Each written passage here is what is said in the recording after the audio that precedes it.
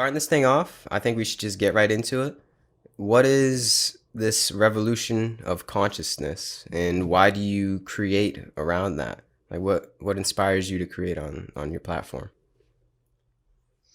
All right. So I guess in short, intuition. Mm-hmm. I was over the years along my path, I have been, yeah, I've kind of managed to strengthen this muscle that is the intuition, and it really guides me through my ventures these days. And yeah, Revolution of Consciousness, it started off as a blog, and then yeah, it just gradually turned into a YouTube channel, again just following my intuitive guidance. And though it takes me out of my comfort zone, I'm okay with that. I observe the fear, observe the sensation, and just allow this kind of inner calling to guide me, knowing full well that the fear is just an illusion. So that's where how it came about. And in terms of the actual name, why it's built around this, along my path, I began to develop a lot of empathy, and I looked at the world around me, and I could feel and I could see this shift in consciousness that was taking place. And I have this fundamental belief that the world, it is ascending, and the consciousness on the planet, it is evolving. And yeah, there's a lot of insanity everywhere, but there's also a lot of beauty. And yeah, Revolution of Consciousness, it is, I guess it's a documentation of my own awakening, of how I'm raising my own consciousness in accordance with the planet. And so, yeah, I'm just taking you guys with me on the channel, I guess. Yeah, so it's almost like a back and forth process between people watching your ascension and then also you being able to pick up on the world's ascension, and then you kind of just reflect with each other. Yeah, Yeah. exactly. Pretty much. Yeah. I do the whole thing very intuitively, whatever I feel like I want to put out at that time, I will.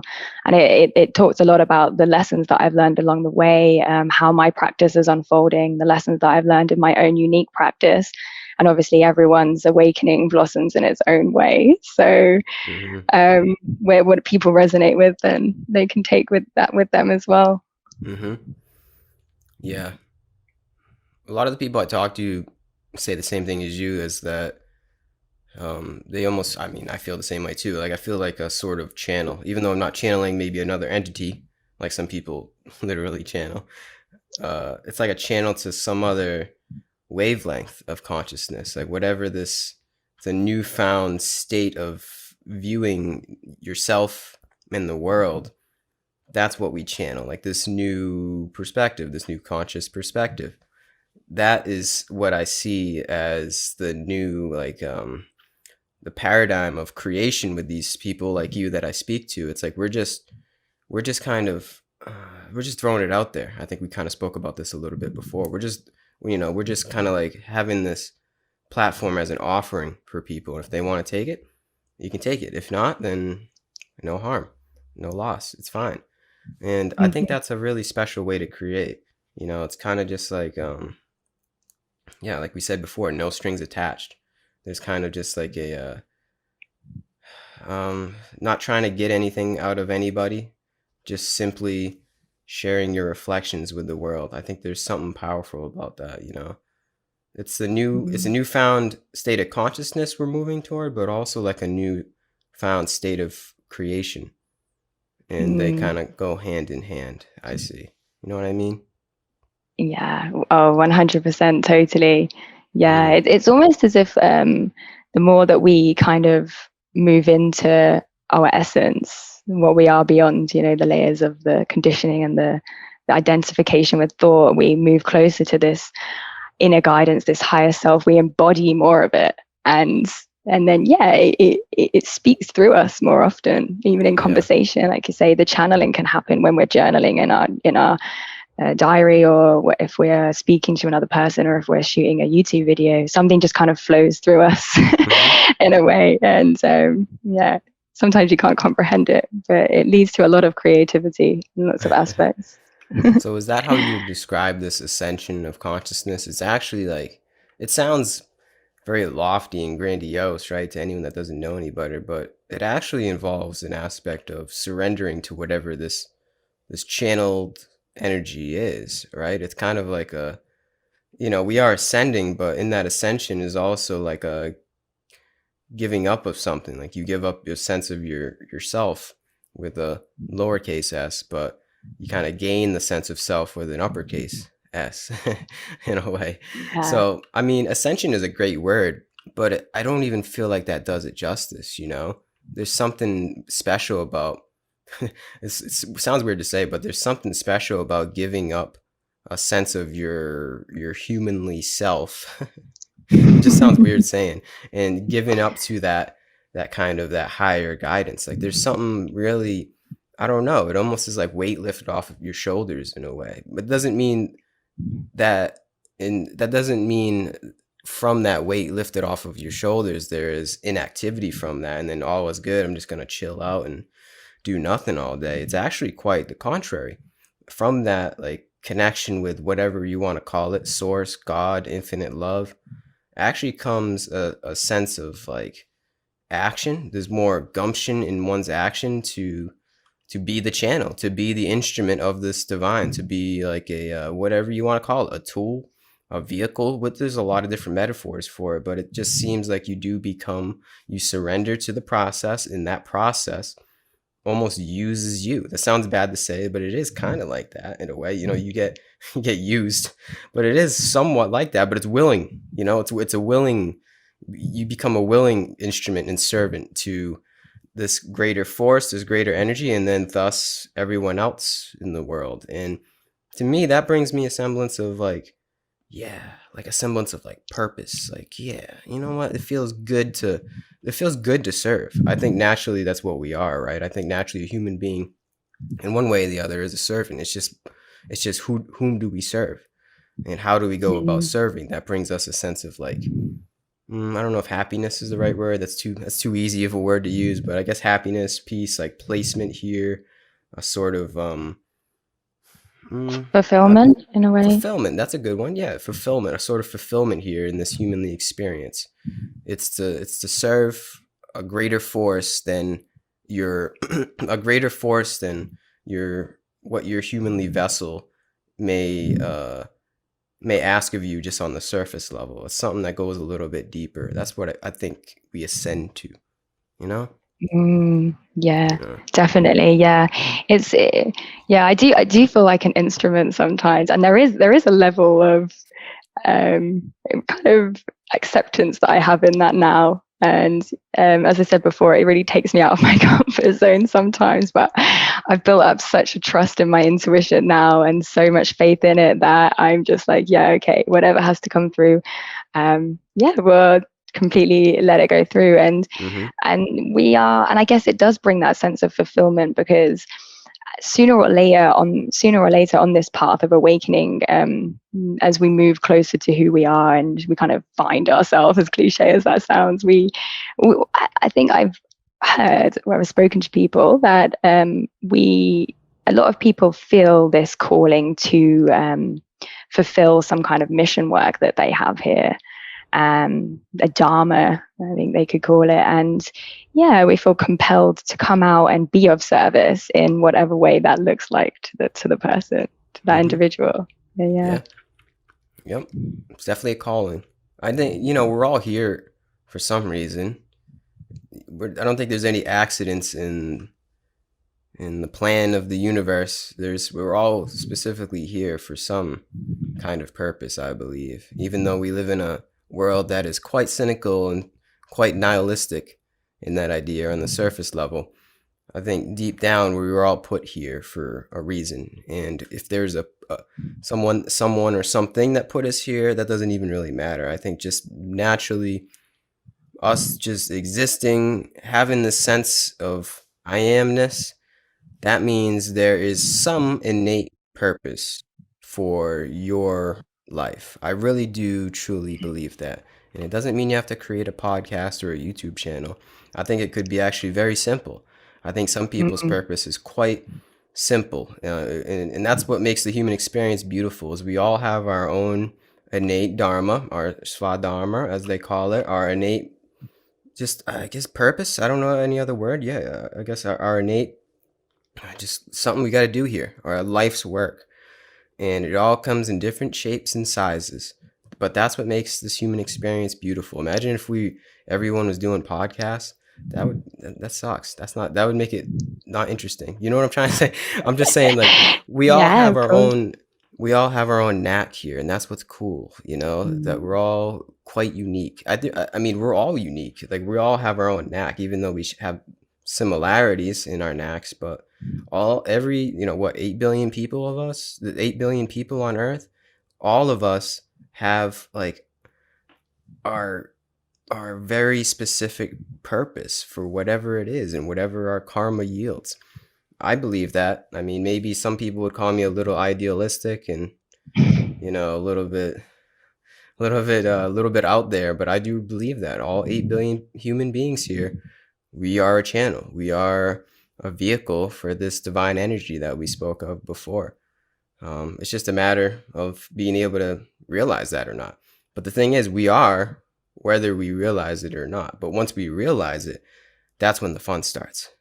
That's this awakening. That's this ascension. Is realizing it's not like you're gaining anything. It's actually just remembering what you've always what you've always were.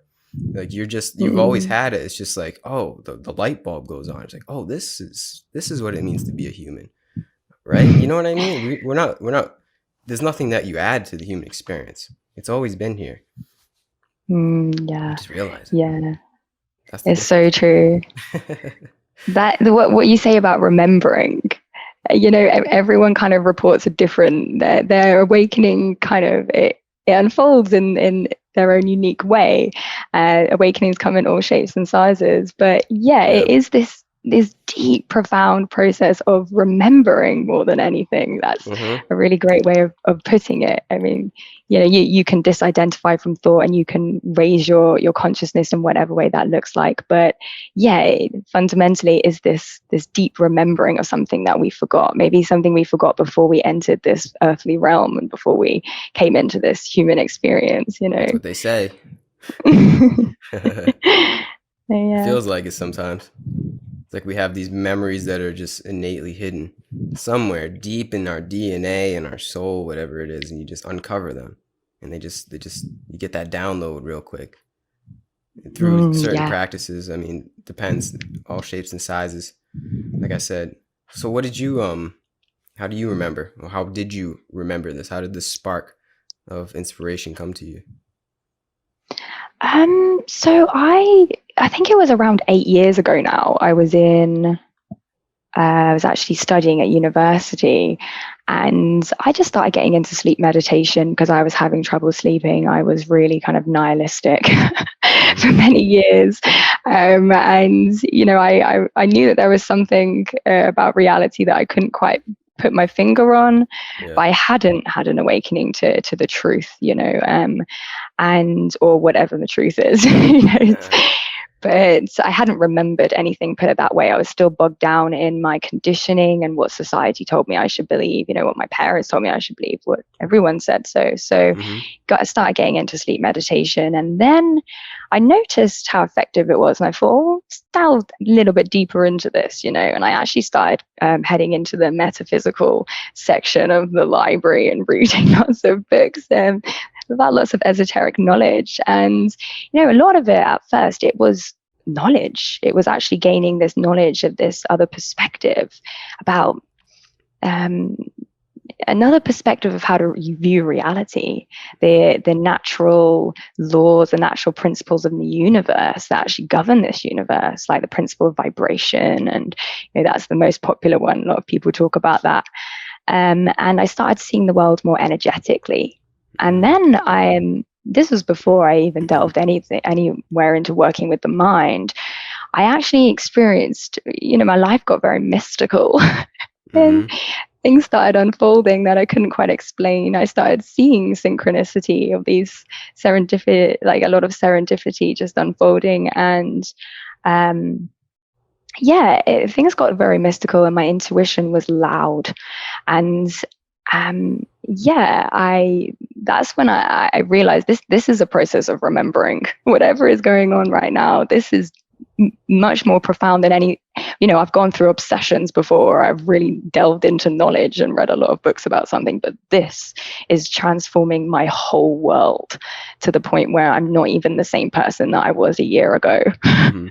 Yeah. And yeah, so I Mm-hmm. had to change my life, actually. I had to make sacrifices because the intuition was so loud and I had to follow that. And I've done that ever since. Mm-hmm. Yeah. So you were finding this innate wisdom that you've always had, right? Like you kind of had the feeling like, wait, whoa, whoa, I've always, like, you kind of always had this knack. You just didn't know that you had it, right? Yeah. Yeah. It Yeah. was it was activating something. Yeah. Much like when you work with the mind and you start to observe your thoughts, you kind of activate this consciousness that's already within you. And it was the same with reading all of this kind of profound ancient wisdom. In a way, it was activating something, remembering something that was already the deep wisdom that was just in me. I just pressed a button. What did you read? Do you remember? I'm gonna guess. Did you read the Kabbalion?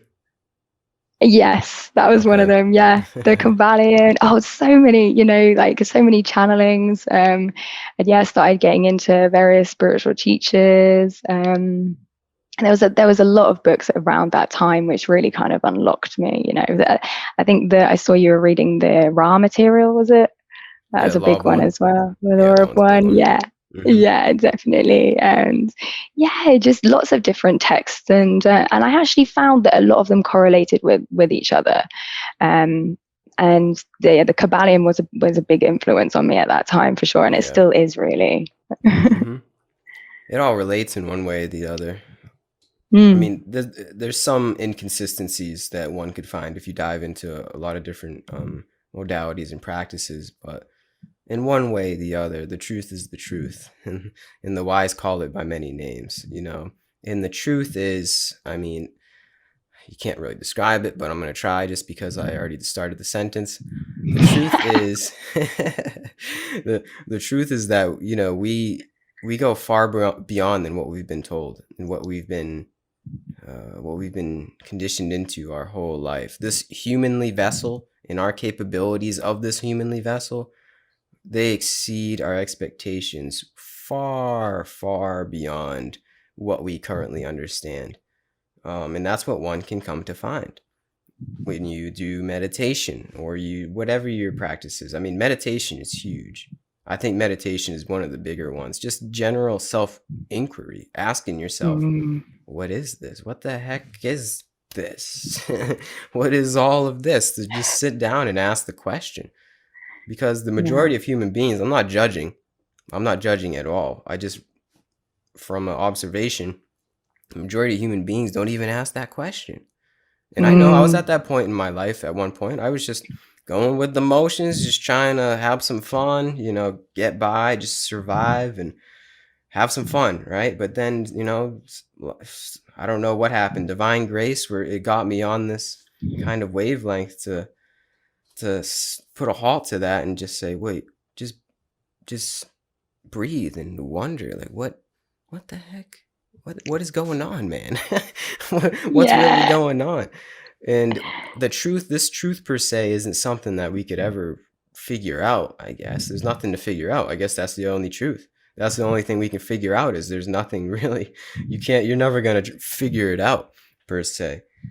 But Mm, that leads me even more down the path of truth, like mm, that actually in me instills some kind of sense of wanting to get the truth more, if that makes sense. And it's not in an mhm. attached way, but it's like I know nothing about what I am or any of this, and I'm not just gonna like be okay with that. You know what I mean? Like Yeah. there's some things that you can get. There's some like revelations about the human spirit, whether it's through meditation or psychedelics, or you read a book or you listen to somebody and something just hits you where it's like you can't just give up at that point. Like that's when the fun starts. Like I said, the fun starts is when you figure out the truth is that we're in this divine mystery, And Hmm. it might not ever be quote solvable, but that doesn't mean that you shouldn't go on the journey of solving it, or at least trying to reveal some parts of the mystery. Because Hmm. you can't figure the whole thing out, but you can figure some things out. Like there's some things that you can grasp about your being that you weren't necessarily told, and Yeah. it's fun, it's entertaining. Like why would you not want to figure out what you are? It doesn't make any sense at one point. Yeah, totally. Yeah. I mean, for those on this path, it is there is this wonder that arises through actually learning what we are beyond the voice and the mind, learning what we are beyond this physical human experience, and yeah, accepting the fact that really our tiny little human brains are not going to be able to comprehend much at all, but we're Mm-hmm. still kind of maybe scratching the surface a little bit. Yeah. And yeah, I think as I said before, everyone's journey is completely unique. So everyone's truth will be true. It's almost as if I find the way it unravels for me is that we find spiritual teachers at a time when we need them. So that could be our truth for that moment in time, and it Yeah. helps us to grow, it helps us to evolve. Mm-hmm. And then suddenly our truth might change. And, having these flexible belief systems is part of it, I think, as well. And really being able to think, okay, well, that was my truth then. Now this is my truth. And, Yep. and just being led on this journey. Yeah. So, yeah. Exactly. And be okay with being wrong too. I would Mm. say don't take a spiritual ego. Um, be okay with, like I said, not knowing, and revere that mystery with wonder. It's a good word. Wonder. Constant wonder. I feel myself in constant bewilderment of life. Even though some days it may seem a little more mundane than others, still there's this like constant sense that is just, it's like, whoa, I'm alive. Just the simple fact of just like the here and nowness. Like there's just something, that wonder can never be taken away. I don't believe. I don't see it getting less wondrous as time goes on. So I revere that wonder. Like there's something, or maybe it's that I revere just the sense of mystery, and that brings wonder. I think that's a better way to Mm. say it. Yeah. Yeah, Cool. totally. Uh, It makes life like exciting. it does. It really does. Like the thing is if I was to look at myself before my awakening and I look at it now, I am such a happier person. I've fallen in love with life. Yeah. And yeah, I did have to ask myself that question, how did I get into this body? I look at the magnificent beauty in a flower and I'm like, hang on a minute. There's Mm-hmm. something incredible about this. Yep. Why am I not questioning the nature of the universe? Why am I not questioning why I'm here? And I had to ask those questions. And the more that I kind of unravel this awakening, the more I feel this sense of wonder. I don't just see nature now; I feel nature. Mm. Um, You are nature. that yeah. I Mm-hmm. feel that, yeah, like this connection, this interconnectedness with it, realizing that it is me, it is a reflection of me. And yeah, there's this profound sense of I say childlike wonder because it is like that. It's like seeing things for the first time again. That has really been sparked since my awakening. We tend to get very jaded as we grow up, as we identify with this me, we can become very serious and we can forget how beautiful existence is. We can forget to smell the roses on the way to Mm. work. Mm-hmm. Whereas what happens when you delve into presence, and especially I found that that's what gave birth to a lot of this sense of wonder. It was presence. And then, yeah, you see the world in its aliveness and you see tiny miracles everywhere. And yeah, it's Mm-hmm. great. It's the best part of awakening for me, just the magic everywhere. Exactly. That's what it's all about. It's not about trying to get to anywhere or be more awake or enlightened than anybody else. That's all just fallacy, man. That doesn't even make any sense. It's about really just truly, like you said, presence, just enjoying the here and nowness, enjoying the moment Mhm. and all the magic that it brings. Because truly, this moment that we're speaking right now and that the listener is listening to in the future, the moment with a capital T and a capital M, the moment is magic. This magic moment, you know that song, right? It truly is. It really is magic. Even when it doesn't seem like it. That's the thing. Even when it seems very dark and painful, actually, there's still a lot of darkness. I mean, we're talking pretty lofty here, but it's hard to Mm, say. But even in the darkness and even in the pain of life, there's somewhere in the back of my head that just like, I don't know, it just knows that like that's not real per se. Like there's something that is just like even sees the magic in the shit somehow. Somehow, like yeah. once you catch that glimpse of the magnificence of the moment, you can see that no matter what happens in the phenomena of life, somehow, some way, that it's magic no matter what. And I know it's Mm, easy to say now. I'm sitting in my comfortable house. It's about, 70 degrees Fahrenheit. I'm feeling good. I'm relatively healthy. So it's easy for me to say that now. The hard part is taking that essence into when your life gets shitty, or just when you try to confront the world's darkness, right? That's the hard part, but I think it's possible. And if there is a goal to this thing, if there is a goal, even though there is no goal, we can all say that in the non-dual sense, but if there is a goal and we can try to describe it, it's to bring that essence of presence. I like that, the essence of presence. I'm going to remember that one for the future. Bring that essence of presence into seemingly your entire life. Whatever happens in your life, the ups and the downs and the twists and the turns, the light and the dark, bring that essence of presence to not resist, just be. To not mm, resist, not cling, just simply be with it. I know, mhm, easier said than done, but I really do think that's, if you want to sum up the whole spiritual journey, man, it's to really just be here now, to be completely present with the magic that is, and however mm, that it pops up or displays to you on the movie screen of your mind. Just simply be with it. mhm. That's it. That's all I Yeah, gotta say.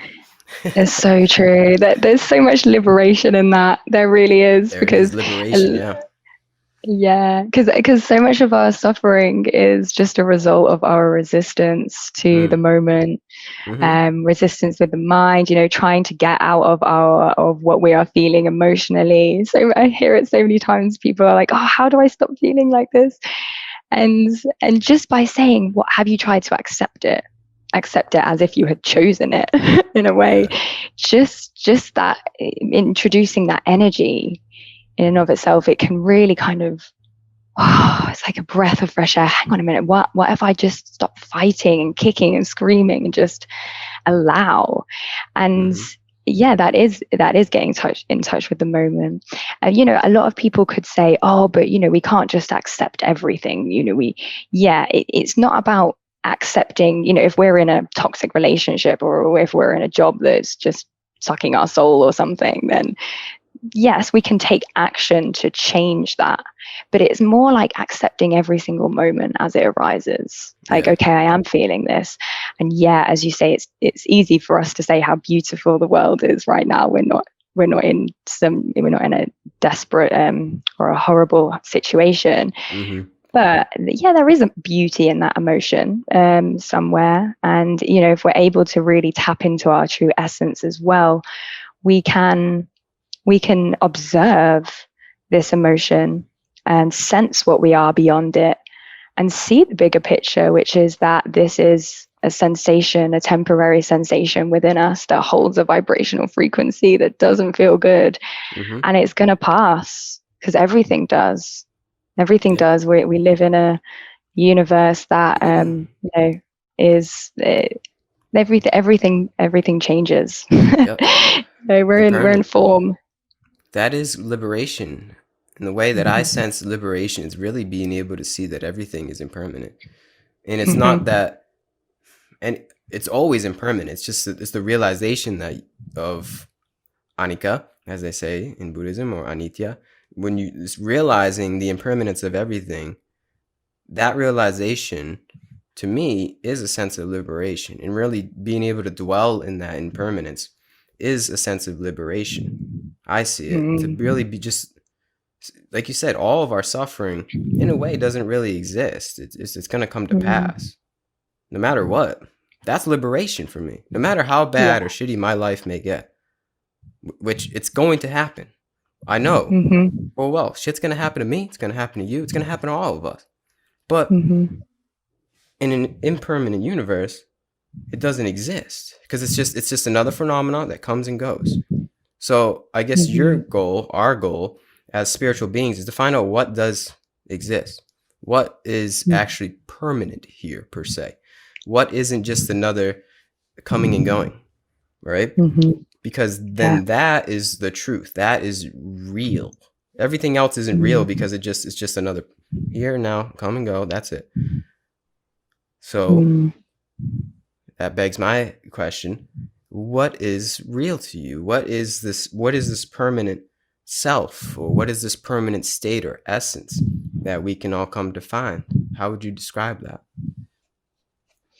Wow. Yeah, it's a good question. Yeah, because if you observe the thoughts and the emotions, we realize that they will pass. They are impermanent. So we want to look deeper than that as to find something that is more permanent. And you know, through our ability to observe our thoughts, we realize that we are not them. So through sitting there in meditation, we can realize, okay, Mm-hmm. I'm sat here, I'm seeing this sensation within me, this emotion, and I'm aware enough to watch this thought arise, or I'm not going to follow that. I'll let that go. I'll drop that. Oh, another thought's coming up. So we've got this background awareness So you're saying that that is the is, unchanging self. yeah, this ability to witness this. I feel that there's two states of awareness that we can live in at any given moment, two dimensions, if you will. One where we are lost in thought, one where we derive our sense of self from thought, and then suddenly we can wake up, and then we can see the thought, we can see the emotion as well. We are seeing the thought as this temporary vibrational frequency just inhabiting our mind space. And if we learn to live from, this place of awareness, that seems more real to me. That doesn't shift, that doesn't change, that's always there. It's Yep. just sometimes I'm living down here. Yeah. So yeah, that seems more permanent to me. And of course, I don't know what this is. We can I'm practicing self-inquiry, and really investigating and learning to live more from this place of awareness as the seer of it all, watching it all unfold in front of me from this Mm. place of awareness. Yeah. But yeah, that for me is more representative of who we are. I feel that. Yeah, that's the greater consciousness. Mm. That's what we all are. It's not just me or you. That's what we, me and you, that's what me, you, and the listener all really innately are. And all of this, me and my body, you and your body, is just another coming and going. But we can find, all of us can find, that there is this deeper essence that you said. I like how you said it's almost like you're looking down. It's another Mm. play on the word ascension. Like you almost, it is, even though it's not, you're not actually literally looking down, but in a metaphorical sense, you kind of are getting this bird's eye view of all of the coming and goings of your life. That's the unchanging self, that as I see it. It's this, we all have that in Mm. common. That I amness, the I am that I am this, the Mm. simple fact of consciousness. That's the greatest mystery. The simple fact that we have this right now. Whatever this is that we're experiencing, even though it may be temporary, there's still something going on. That thisness, that I amness, that is a mystery. Yes, for sure. You can't ever figure that out. That's not the point. But we can all like tap into that. We can all like encompass that and be that. That is the Mm. unchanging self, the Mm. Brahman. Some may say, as Yeah. as is the it's just like the eternal witness in a way. And I know Buddhists, non-dualists would say that's not a thing. I don't know. I'm still up in the air. I go back and forth between everything is just passing phenomenon, all is one, and there is no, because you described like a separation between like, there's two states. You can get lost in the thoughts or you can witness your thoughts. I guess, but there's still like the mystery of the sense of I amness. Like this the fact of just like simply existing. That I amness that we can all touch upon. I do believe that holds substance. Like that there's something about that connects all of us, and not only just human beings either. I think animals, trees, maybe even inanimate objects also encompass that greater sense of being, right? I do Hmm. believe that. Like that connects literally everything, the one essence of the universe, the one vibration that all vibrations resonate in. Like that's God in a way. I think that's the unchanging part of our being that one can come to find that we always were, always are, and always will be. That is, I guess, our duty. There's no duty, there's nothing we have to do. I know that. But in a way, no other way to say it, that's our duty to come to find that and resonate on that. And then Mm. getting back to it, once you can find that kind of greater sense of consciousness, you become an instrument to that. Something Mm. happens, something goes on where you just like you form almost like a relationship with it, even though there is no separation. We are literally just an embodiment of that. In a way, from an outside point of view, one can see that there is a relationship with that. Like if anyone were to observe my actions in this body or you would see that we are serving something that we find like a greater force that is more than just the body and the bodily thoughts and the bodily sensations. That Mhm. I see is getting to the epitome of being a human being, a fulfilled human being, being able to tap into that, tap into that source energy, I guess you could call it. Um, yeah, I don't know. I don't even remember what we were talking about. We were talking. Oh, what is the unchanging self? Right. That is the Mm. unchanging self I see, and in that, right, it's just like love. It's just like some kind Yeah. of loving presence. That thing, that source, that energy, whatever that thing is, it's not even a thing. It's not even separate from you. But if one could describe that energy, that connection, it's just like loving energy. It's something that loves you and you love it back. I mean, I guess I can call it God. I'll say the G word. It's God, and this God loves you, and and the more you love God, the more God loves you, and you form this beautiful relationship as this humanly vessel, this puny humanly vessel here, serving that force and serving the force not only of the greater consciousness, but everything that pervades it in this phenomena of life. All human beings, like I said, all human beings, animals, inanimate objects, maybe even the aliens. You're serving all of it, and Mhm. that's it, man. Hope that wasn't too grandiose in what I was saying. Hope somebody understood that. Did you understand what I'm saying?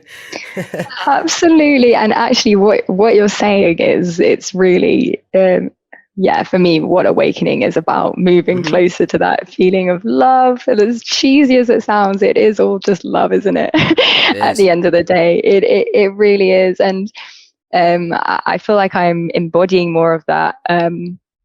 The more that I progress along this path, the more I feel like I'm embodying this, and just on a daily basis. And my awakening personally has been kind of sprinkled with these deepenings, if you will, like these glimpses of even more kind of even a Hmm. deeper Yeah. connectedness, a deeper feeling. Have you had that along the way where, Yeah. it might not last, it might not last very long, but suddenly you feel this profound connection with everything.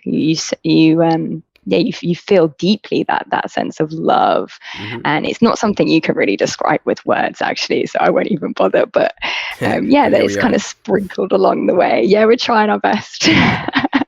Yeah, I know what you mean. Yeah, that's the thing is the journey Mm. never ends. There Mm. is no end to this journey, this relationship. Like once you establish this relationship within yourself, within this greater force, that's just the beginning. And then, yeah, like you Hmm. said, what I've come to find, I mean, I'm relatively young too. What I've come to find is it only gets not crazier. I don't know how else to explain it. It only gets, yeah, deeper. The relationship only gets deeper and more magical, more majestic, Mm. maybe one could say, with this force. And yeah, the synchronicities keep happening, and the magic keeps happening, and it's just yeah. I think I already explained this before. It makes life just makes life awesome in a way. You know, it just makes life It really does. um yeah, magical. I don't know how else to explain it. It definitely makes life magical.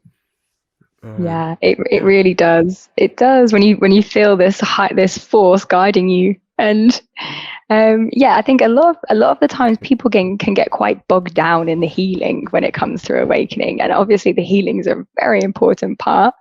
Releasing this old energy that's just no, it's not coming with us anymore. It's not coming into this new awareness that we're stepping into because it's just not a vibrational match anymore. So, Yeah. yeah, healing, like yeah, healing is a big part of it, but also not getting completely lost in all of that. Yeah, Realizing you that we can't. have also yeah, like we're this is what's happened to us is nothing short of miraculous, and it is exciting, and the more that we focus on the magic, the more we see the magic. That's the thing. I always feel Mhm. that, you know, if when now that I have eyes to see the synchronicity has just Yep.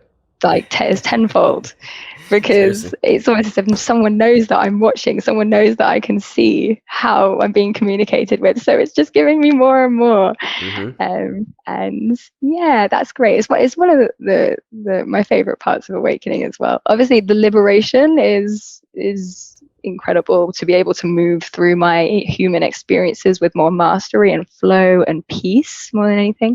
But yeah, there's the cherry on top, which is this mystical mysticism within it. Mhm. Yeah, it's interesting because we're talking about liberation, which means, you know, if we think about the meaning of the word liberation or freedom, it pretty much means you can do whatever you want to do, right? You have the ability, which we do. We have free will, I believe. You can if you think of it, you can do it, right? That's kind of the essence of it, putting it very simply, to liberate oneself from any kind of confines that you build up or the world builds up, right? That's liberation in a nutshell.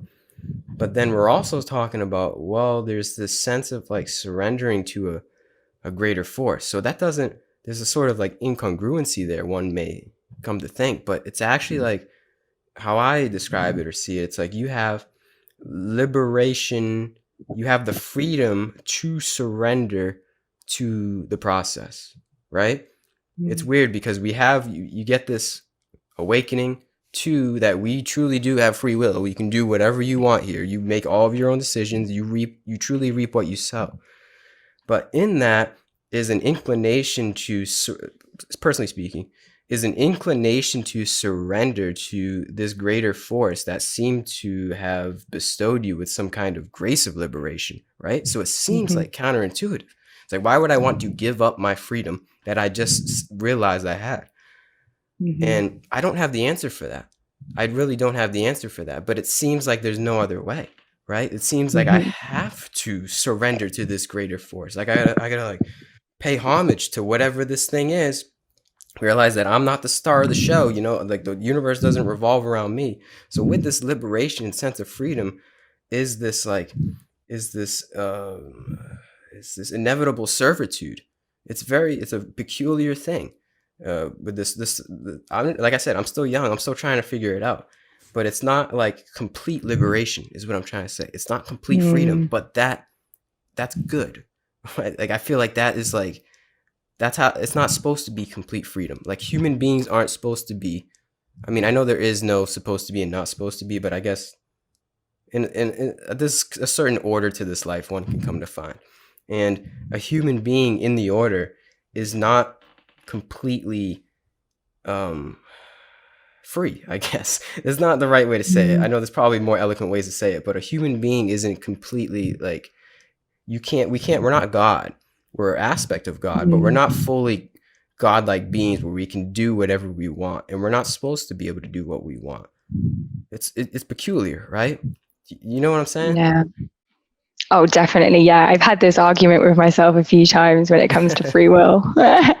There is a paradox. There's paradoxes everywhere, actually, along Yeah, in this world. But the more you delve into things, and I guess that's maybe related to non-duality in a way. Like, yeah, I do believe that all truths are but half truths. And yes, we have free will, but we're also very much yeah, you could say that we're astrology in and of itself. Astrology puts us in these boxes. Maybe karma as well. Maybe we are fulfilling something that happened in the past. This cause and then the effect. yeah, And yeah, when you tap into something, you tap into something that is guiding you, and you really don't have a choice. Actually, at some points, like the intuition is so loud, you yeah. actually even get forced into it if you don't listen to it. Mm-hmm. I find, but I guess the way I see it is that is a lot of that is my higher self or my inner guidance, the part of me that exists in higher dimensions. I'm only seeing it from my human perspective, but there's a part of me that's guiding me that sees it from a whole other perspective. Mm-hmm. So but yeah, this matter of free will, but the conclusion I've come to is that at every single fork in the road, I can make a decision and I can follow these synchronicities as they unravel. But yeah, I found a lot of peace in just concluding that all truths are but half truths, and that Yeah. we have free will, but we also don't in a way. Mm-hmm. Yeah. It's like Yeah. you have your intuition and you have the choice to not listen to your intuition as well. But I think you Mm. probably know through trial and error that if you don't listen to your intuition, it's only going to create more suffering in the future. Yeah. Yeah.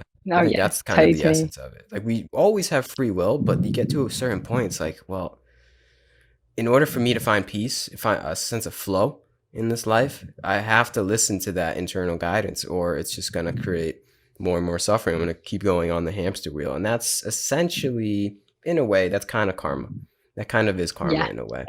Us being able to listen to that inner guidance is us just aligning ourselves and us reaping our karma in a way, kind of. That's kind of Mm. a crude representation of karma, but yeah, that's what it comes down to, man. Surrender. Yeah, yeah, it Surrender. really is. Yeah. And I do feel very passionate about the subject of liberation, to be honest. Like I feel that humanity, become so lost in our thoughts. We really have. Um, and through our ability to actually realize that we are not our thoughts, there's a lot of freedom in that. And there's a lot of Yeah. surrender that comes through having the through actually being able to stop the mind. There's a being able to actually Mm. stop the incessant thought, the incessant train of thought, cultivating this ability to just surrender into absolute nothingness in the mind and just Yeah. letting it all go. Mm-hmm. That's real surrender, and that's real liberation.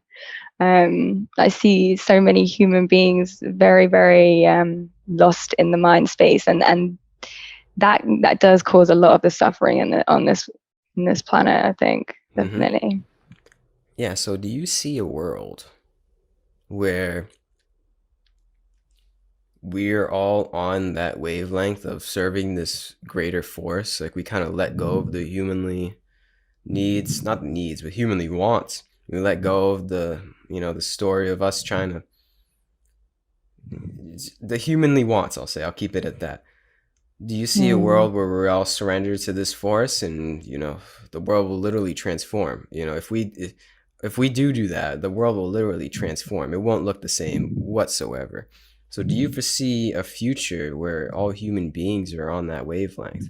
Even if it's like 100, 200, 2,000 years from now, do you think that's like an inevitable destiny of human beings or consciousness altogether? So I guess the short answer is I don't know. But the long answer would be that yeah, I deep, deep, deep down, I feel that this is why I came here Mm, to, and this is why so many of us are here at the moment, is to help with this transition mm-hmm, into this new awareness. Um, I remember reading, I think it was in Eckhart Tolle's A New Earth, he described um, plants, or sorry, flowers as being enlightened plants, and birds as being enlightened animals, and crystals as being enlightened rocks. Hmm. And, I kind of see how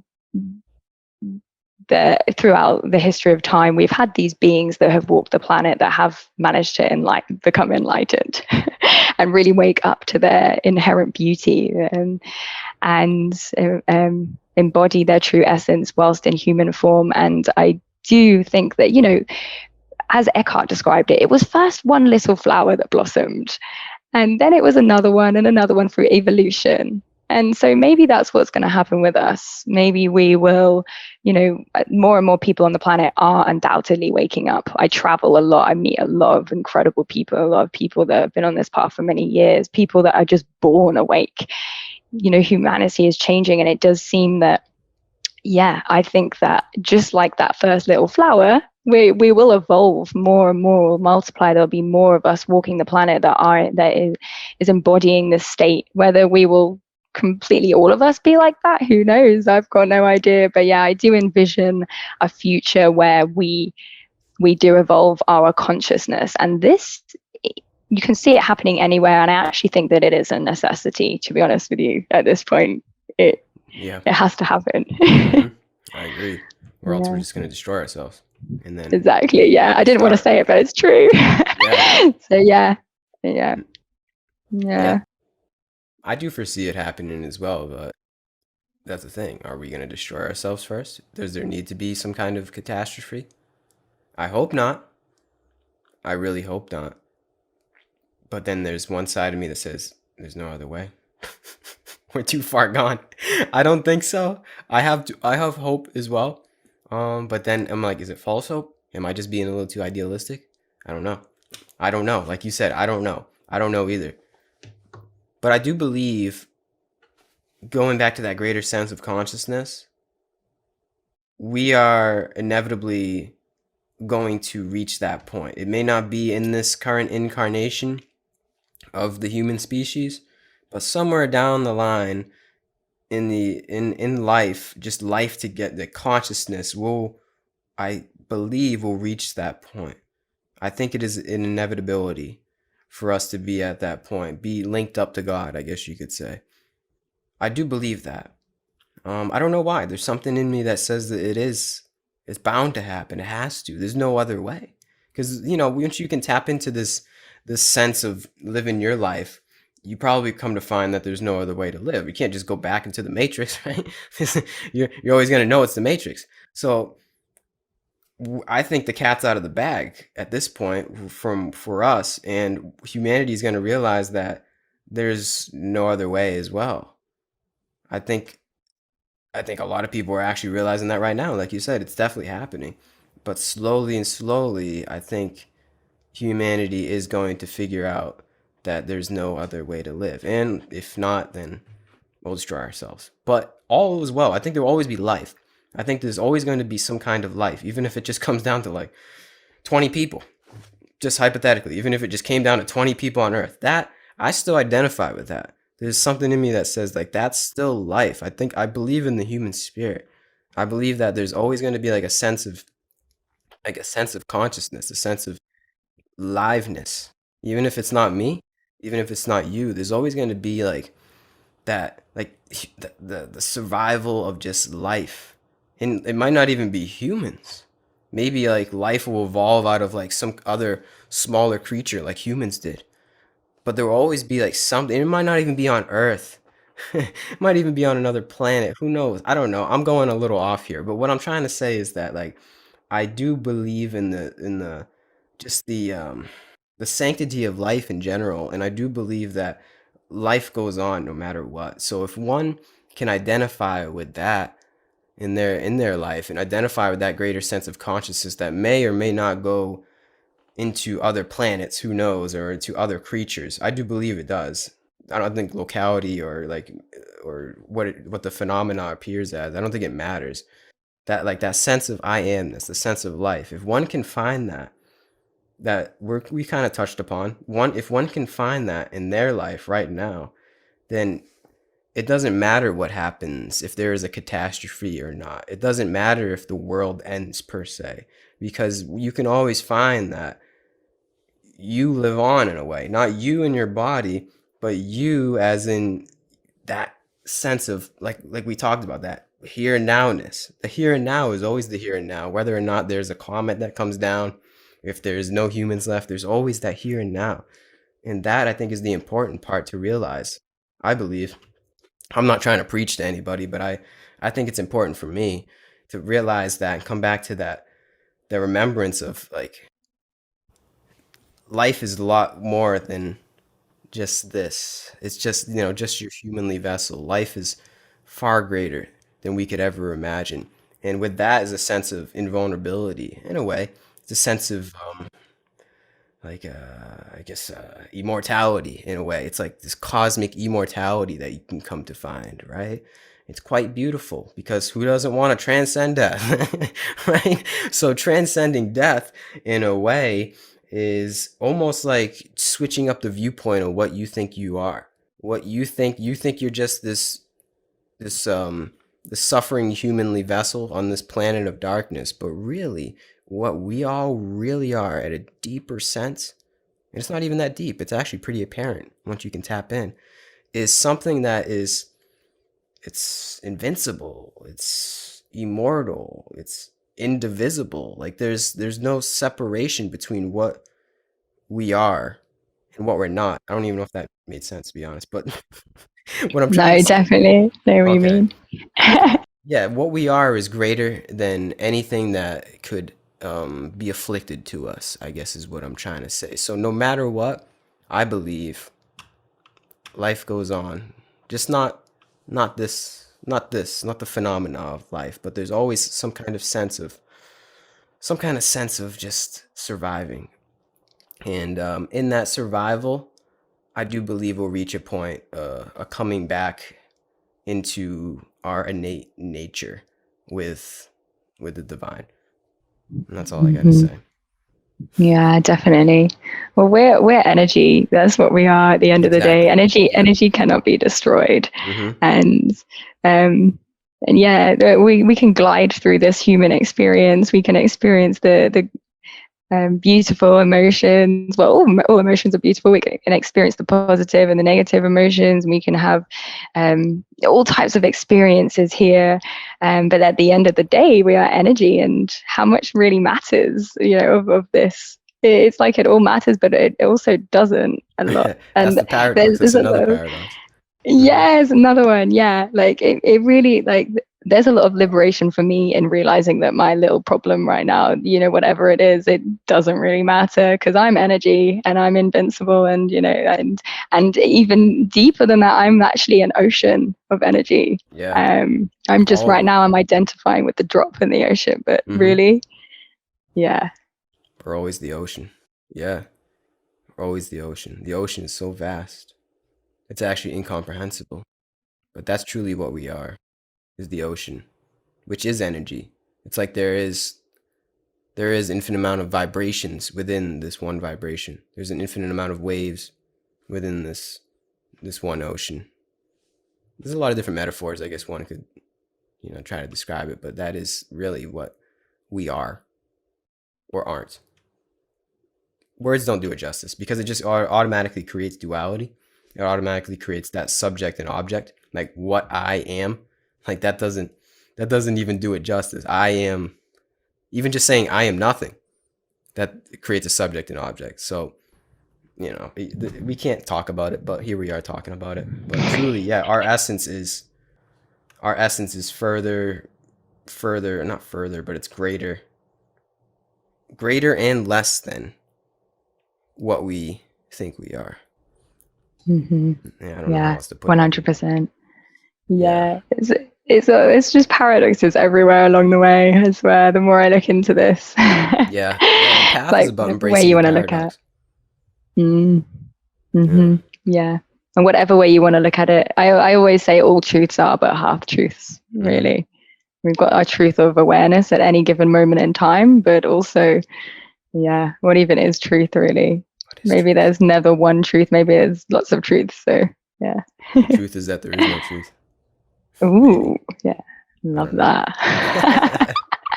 know. Really great. Yeah. Mm.